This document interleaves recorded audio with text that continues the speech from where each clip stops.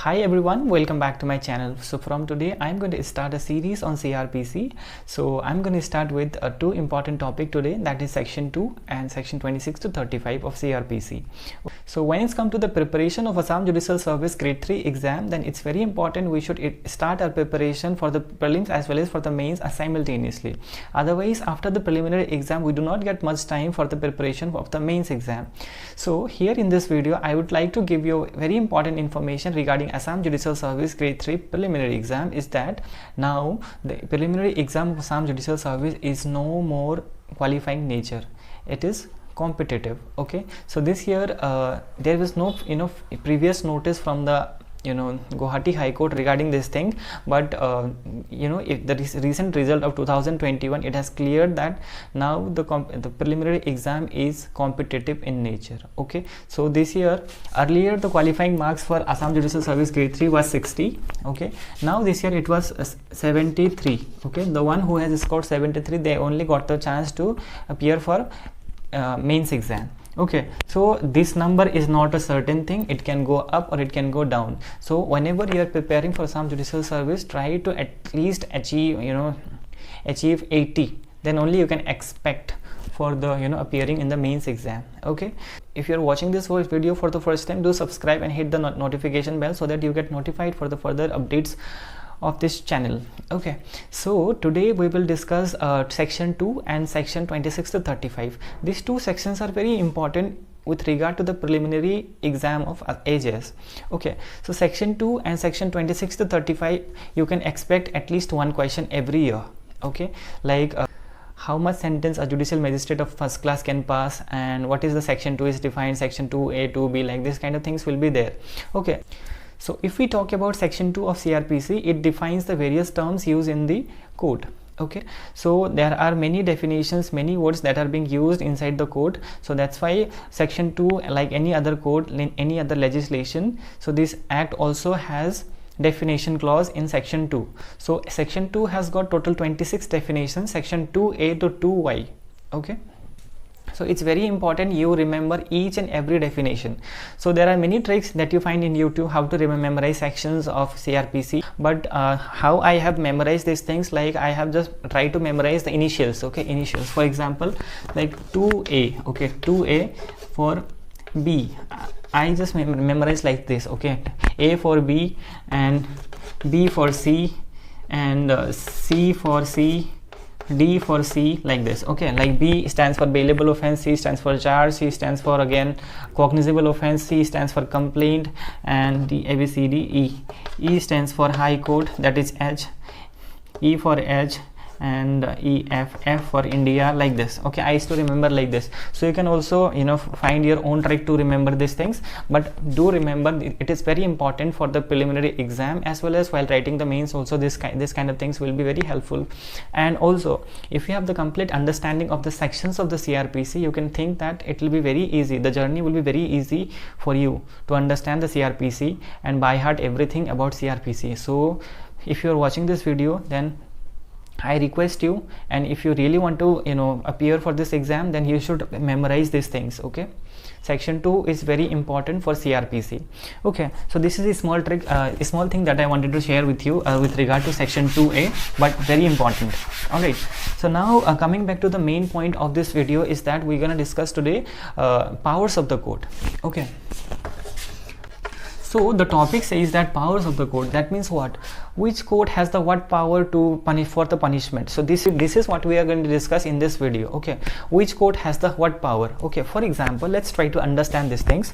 Like suppose the court of session. Okay, so court of session has what power. So what kind of punishment, up to what extent the court of session can give punishment, so that is the power of the court. Okay, so that thing we're going to discuss in this video. So these things are covered in chapter 3 of the CRPC. Okay, remember that there might be a question from this topic, I mean regarding the chapter also. It's chapter 3. Okay, so chapter 3, so if you remember, so remember this chapter 3 containing section 26 to 35. Okay, 26 to 35. So till the section 31 is very important. So 26 to 31 is very important, and rest four sections are not that important. You will not get any questions from the topic.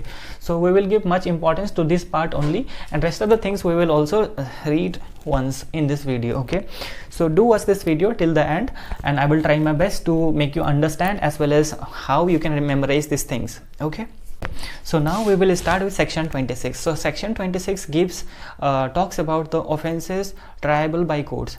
I mean courts by which offenses are triable. Okay, like the heading says that courts by which offenses are triable.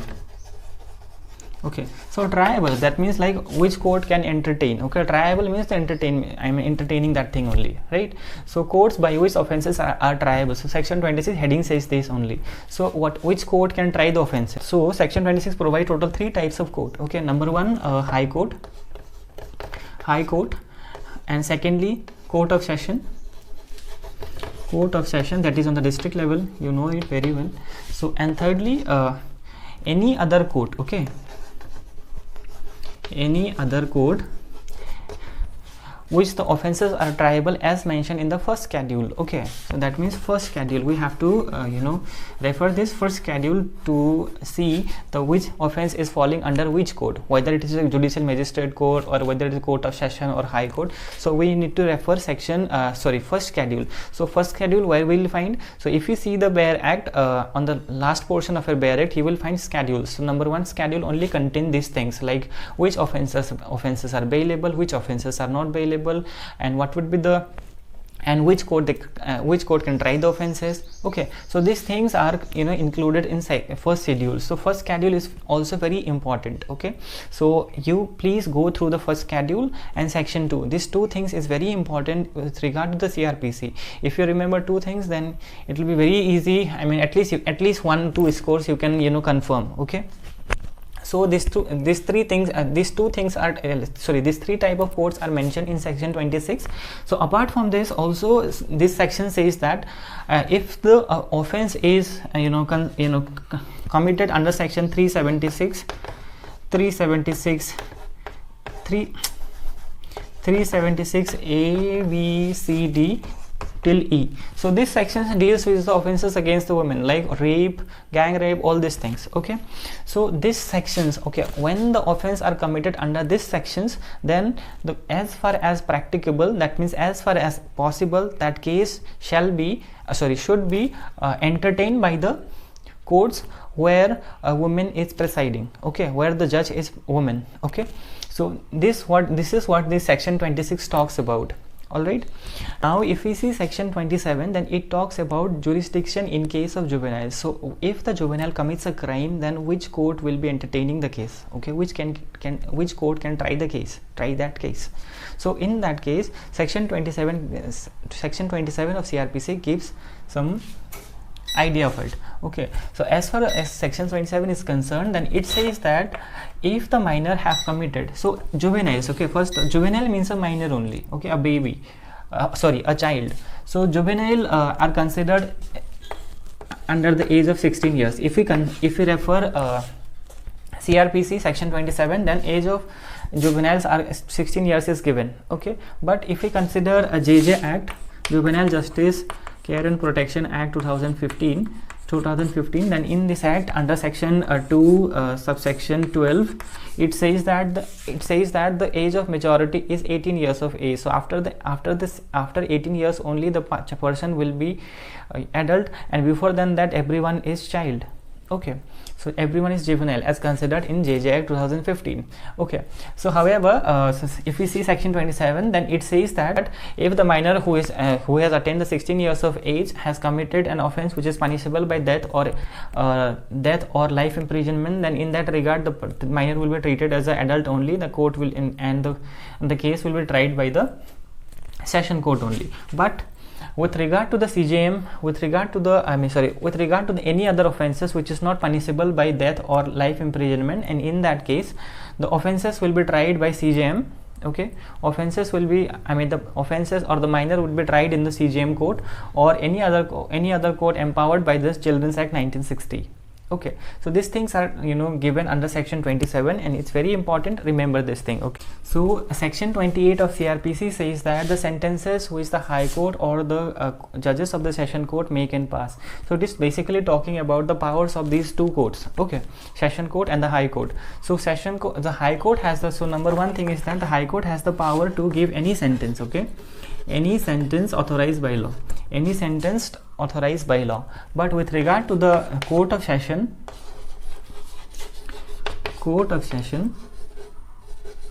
so with regard to the court of session, there are three type of judges we found in court of session. Okay, so number one we get is session judge. Okay, session judge, and secondly we get additional session judge, then we get assistant session judge. So with regard to session judge and additional session judge, so they can give any sentence authorized by law, but with regard to the death penalty, it is subject to the confirmation by the High Court. That High Court has to confirm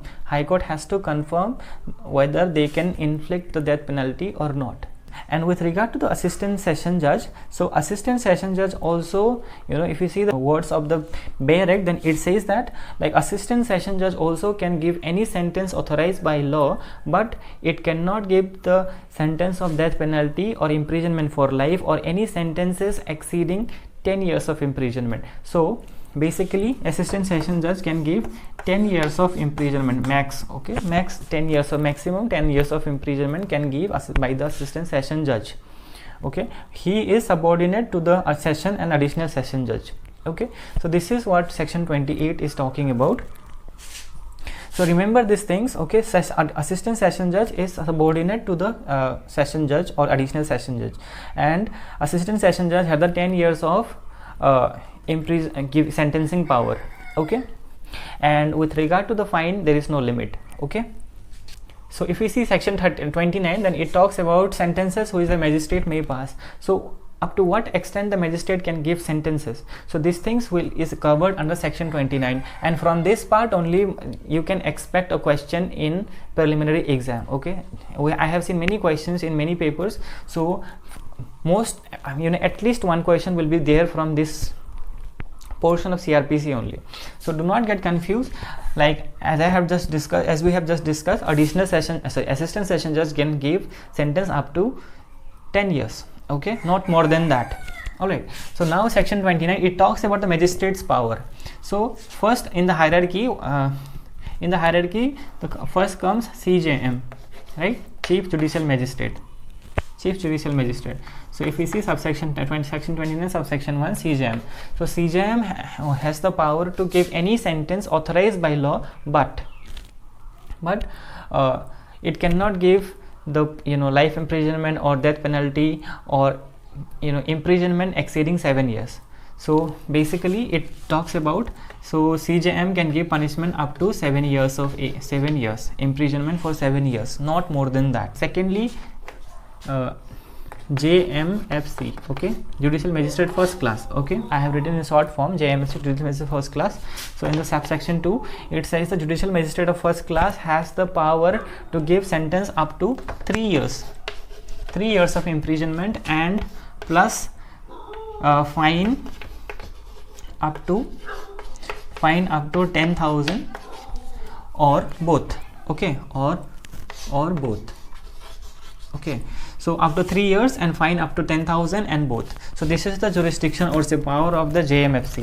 Okay, but with regard to the CJM, there is no limit for this fine. He can impose any fine. Okay, now section 3 subsection 3, section 29 subsection 3, now comes Judicial Magistrate of Second Class.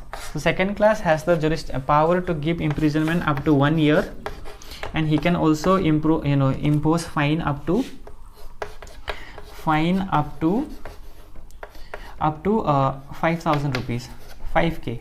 Okay, or both. So this is the power of JMFC, Judicial Magistrate of second class. And in the subsection 4 it says that CMM and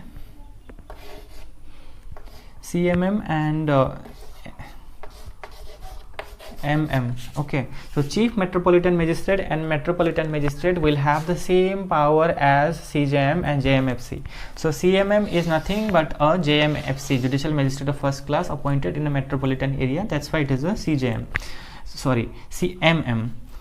And CMM is like same as CJM. Okay, Chief Metropolitan Magistrate and Chief Judicial Magistrate. So both of them having the same power. Okay, so do not get confused with this regard. All right, so this is section 29, and this section is very important, very important. Okay, so section 30 of CRPC talks about that in the default of payment of fine. Okay, sentences in default of payment of fine. Okay, section 30. So how much punishment can we impose in default of payment of fine is talking about. So first thing it says that it shall not be, or it can not exceeding. Okay, not exceeding the power, not exceeding the power of magistrate given under section 29. Okay, it cannot exceed the power of the magistrate given under section 29. So that means to say that suppose Judicial Magistrate of second class has the power to give give sentence up to 1 year. So if he is imposing the sentence on that person in default of payment of fine, so in that regard he cannot, that Judicial Magistrate of second class cannot exceed the 1 year. Okay, cannot exceed 1 year. And secondly, it also says that so 1/4 of the term of imprisonment can be imposed on the person in default of payment of fine. 1/4 of the sentencing power of the magistrate. 1/4 of the sentencing power of the magistrate. That means, suppose a magistrate has the power to power to give punishment for a particular offense is for 4 years. Okay, 4 years. So magistrate has the power to give punishment for a particular offense is 4 years. So only 1 year can be given as an punishment. Okay.